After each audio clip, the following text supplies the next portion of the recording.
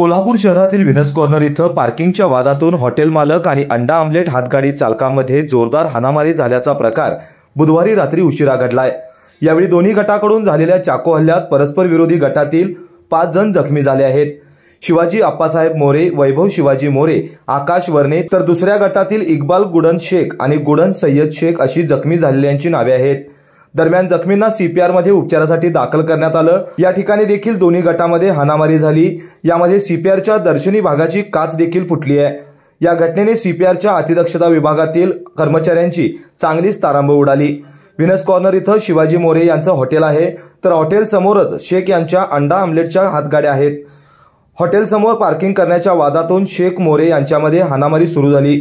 यावेळी दोन्ही बाजूंनी कांदा कापण्याच्या सुरीसह मिळेल ती हत्यार घेऊन एकमेकावर हल्ला सुरू झाला। यावेळी मोरे यांच्या समर्थकांनी शेख यांच्या 2 हातगाड्या उलथून टाकत एक दुचाकी आणि रिक्षाची तोडफोड केली।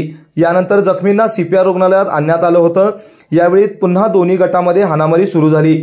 दरम्यान घटनेची माहिती मिळताच मोरे यांचे समर्थक सीपीआर रुग्णालयात मोठ्या संख्येने जमा झाले होते। त्यांनी सीपीआर रुग्णालयात घुसण्याचा देखील प्रयत्न केला। यावेळी पोलिसांनी सौम्य लाठीमार करून जमावाला पांगवलं। सध्या जखमी शिवाजी मोरे आणि वैभव मोरे यांना खासगी रुग्णालयात उपचारासाठी दाखल करण्यात आलंय। या प्रकरणी रात्री उशिरापर्यंत परस्पर विरोधी गुन्हा दाखल करण्याचं काम सुरू होतं। दरम्यान या घटनेमुळे सीपीआर परिसरासह व्हीनस कॉर्नर परिसरात रात्रभर तणावपूर्ण वातावरण निर्माण झालं होतं। अशाच ताज्या आणि महत्त्वाच्या घडामोडी पाहण्यासाठी तारा न्यूजला लाईक करा, सबस्क्राइब करा आणि बेल आयकॉनला क्लिक करा।